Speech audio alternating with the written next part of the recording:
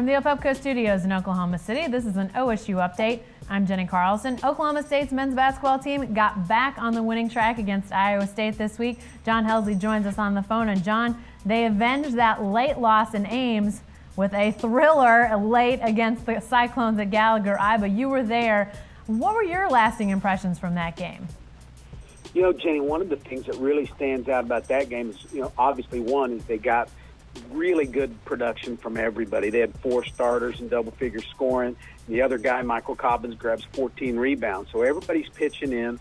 All of these guys we're talking about here, with the exception of Keaton Page, are young guys, sophomores, freshmen.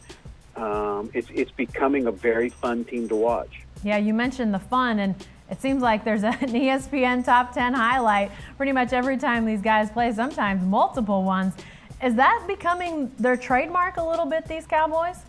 I think it is. I think people are starting to take notice of that. Markel Brown is the guy that frequently finding himself in those highlights. LeBron Nash the other night, back-to-back hits the game-winning shot and then saves the game with a block.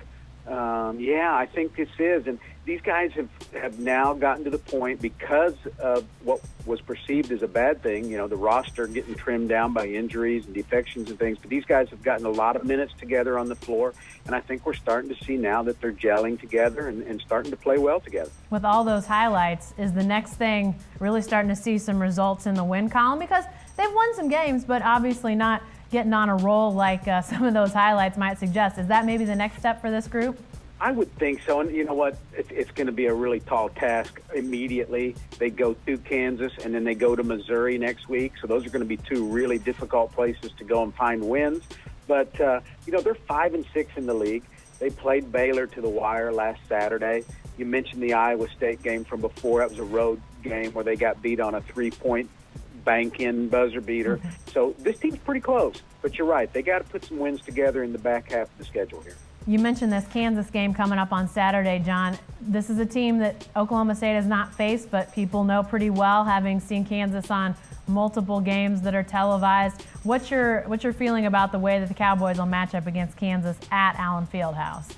The big challenge is going to be inside with Thomas Robinson. I'm not sure that the Cowboys have a great answer for him. Nobody does, really, but especially the Cowboys. Michael Cobbins will get in there. He's athletic, and he'll battle the best he can, but he's not a big body, and he could get pushed around a little bit in there. What they're going to need to do, though, is win the other positions the best they can with Nash and Brian Williams and Markel Brown. Try and win those, score points. They're going to have to shoot it well. They haven't won at Allen Fieldhouse since Leonard Hamilton was the coach, so won't be an easy task. All right, thanks, John. Be sure to stay with the best coverage team anywhere at newsok.com and every day in the Oklahoman.